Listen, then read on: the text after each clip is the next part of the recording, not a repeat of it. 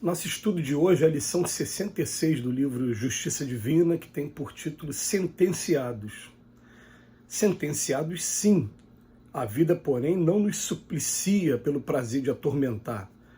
À face de nossa destinação à suprema felicidade, todos estamos intimados ao bem, impelidos ao progresso, endereçados à educação e policiados pela justiça. Jesus, o divino penologista, exortou-nos convincente: perdoa não 7 vezes, mas 70 vezes 7. É que o mal expressa grave desequilíbrio naquele que o pratica. Comparados às moléstias do corpo, a dor moral de haver ferido alguém é o abscesso reclamando dreno adequado. O vício é a fístula corruptora esperando remoção da causa que a produz. E a delinquência é o tumor de caráter maligno, comprometendo a estrutura orgânica em prenúncio de morte. Esposar revolta e vingança seria expor o próprio sangue a infecções perigosas, entrando voluntariamente nas faixas destrutivas da enfermidade. Tolerância e perdão, por isso, constituem profilaxia e imunização infalíveis.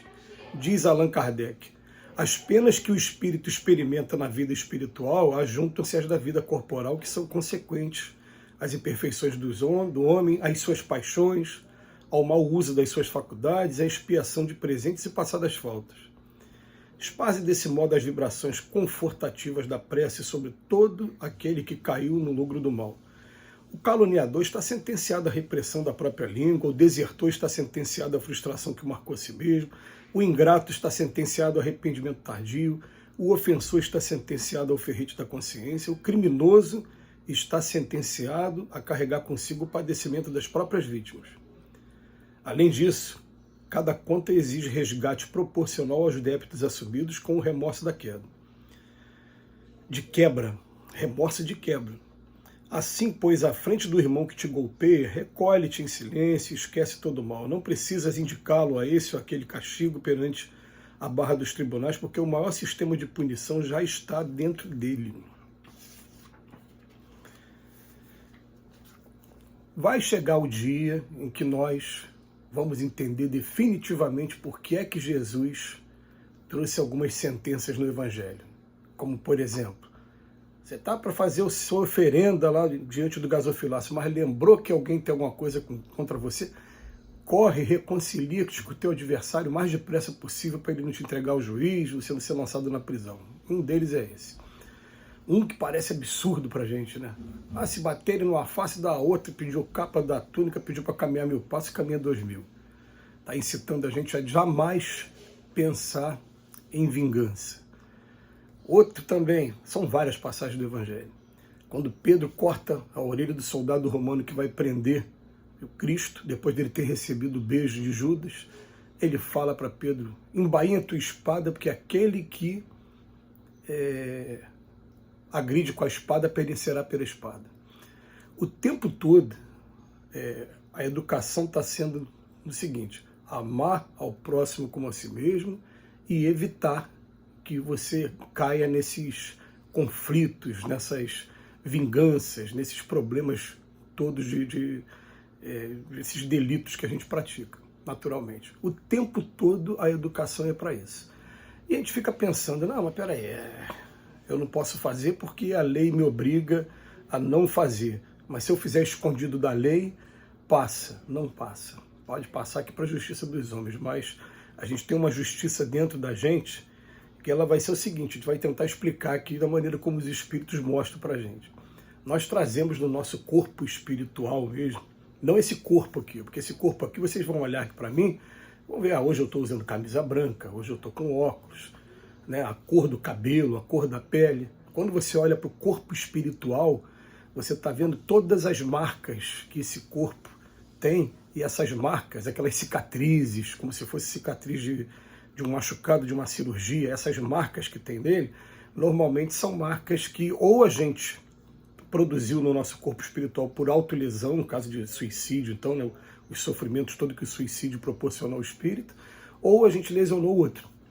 Então, cada vez que eu lesiono alguém, na verdade, eu estou marcando a mim mesmo.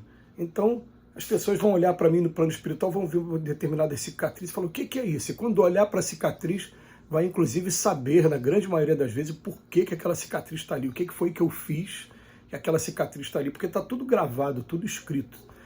Então, o que acontece? A gente olha para a cicatriz, a gente sabe o problema está aqui dentro da gente. Ou seja, já sei o que fez essa cicatriz. Foi isso, isso, isso que eu mesmo pratiquei. E a gente vai lembrar que outra sentença do Cristo é: a nossa responsabilidade tem o tamanho do nosso conhecimento. Quando eu tenho a ignorância do meu lado, aí a gente vai ter o mesmo tratamento que às vezes tem as crianças. Ah, ela não sabia. Peraí, vamos pegar agora, vamos educar a partir de agora para ela não fazer mais errado. Mas quando eu já tenho conhecimento, aí o remorso ele vem com toda a sua força e traz os problemas que a gente... Se ele faz esse estrago todo aqui quando a gente está aqui encarnado, imagina do outro lado da vida. Tem uma perguntinha do Livro dos Espíritos, lá na 4ª parte, que fala que as sensações que a gente tem no mundo espiritual são 1000 vezes mais fortes que a que a gente tem aqui encarnado. Então você imagina o que é um remorso 1000 vezes mais forte, né, no campo moral. Então, o Emmanuel, no texto de hoje, ele vem falar principalmente dentro do ensino do Cristo. O primeiro é amar ao próximo a ti mesmo. Então, vamos começar a trabalhar a nossa consciência no sentido de não estar de forma alguma ferindo alguém ao nosso lado de maneira intencional. Às vezes a gente fere de maneira indireta, às vezes fere até sem saber. Não se está falando disso não, tá? Porque se fosse dessa maneira, pois Jesus o tempo todo tem gente que faz pedido descabido para o mestre, não é atendido e fica com raiva do mestre. Ah, então alguém ficou com raiva do mestre, o mestre vai ter que resolver. Não é por aí. Tem coisa que às vezes a pessoa queria muito que você fizesse uma coisa no respeito ao teu livre-arbítrio. Eu não quero fazer aquilo, aí magoa a pessoa porque eu não quero fazer aquilo. Não estou falando disso. Eu estou falando quando você quer realmente magoar alguém, e você magoa mesmo, tem a intenção de ferir aquela pessoa. Teve a intenção de ferir, de magoar, você está fazendo, na verdade, mal a você mesmo. É o que está dizendo aqui. Comparado às moléstias do corpo, a dor moral de haver ferido alguém é um abscesso, porque você vai drenar mesmo, você tem que fazer mesmo o procedimento cirúrgico, muitas das vezes, para poder drenar. Né? O vício é fístula, usa os termos aí de medicina, para quem gosta dessa área de medicina, fala que a delinquência é como se fosse um tumor de caráter maligno, trazendo problema para cada um de nós mesmo. Espousar revolta e vingança é a mesma coisa que colocar o próprio sangue a infecções perigosas. Olha que coisa maravilhosa que o Emmanuel, a comparação dele. Tolerância e perdão, por isso, constitui o remédio, a profilaxia, a imunização infalíveis. Tolerância e perdão. Muitas das vezes a gente está apanhando, e a gente, às vezes, tem até que dar uma reagida para dar um basta, né? Mas essa reação, pelo menos eu consigo perceber isso já, né? A reação para por aí, me respeita. Mas não tem aquela de revide. A reação a partir do para por aí, respeita, é se retirar então. Então retira, deixa aquela pessoa ali sozinha. Se eu sentir que eu cheguei no meu limite e não tenho mais como questionar através da razão, deixa aquela pessoa para lá, deixa ela tomar o caminho dela, e um dia o que interessa é sacudir a poeira dos pés. Quando Jesus fala isso, né? Se você chegar numa cidade e as pessoas não te ouvirem, sacudir a poeira dos pés, o que significa? É não guardar mágoa, respeita aquela pessoa. A pessoa está numa etapa que não tem como você forçar a barra com ela em nada.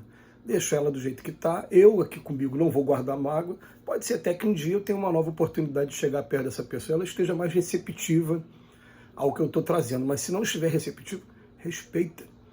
Nós também não estamos receptivos a muita coisa que os espíritos superiores trazem para a gente, eles respeitam a gente. Respeito. Agora, vingança, né? Fazer o mal com aquela pessoa, jamais pode estar vindo da pessoa que já se deixou iluminar pela luz do Espiritismo, pela luz do Evangelho de Jesus. Então o Emmanuel ainda chega no final e ainda fala mais. O caluniador está sentenciado à repressão da própria língua, ele vai ficar com vergonha. O desertor, a frustração, deixou de fazer alguma coisa. O ingrato vai ter o arrependimento. O ofensor, ao ferrete da consciência. E o criminoso vai chegar lá do outro lado e ver ainda as vítimas deles, todos aqueles que ele fez sofrer, ainda como se fossem verdadeiros fantasmas convidando ele à mudança de comportamento. E a gente quer agora a consciência tranquila daqui para frente. Então, Que Jesus nos abençoe mais uma vez. Eu já agradece muito ao Emmanuel pelas elucidações.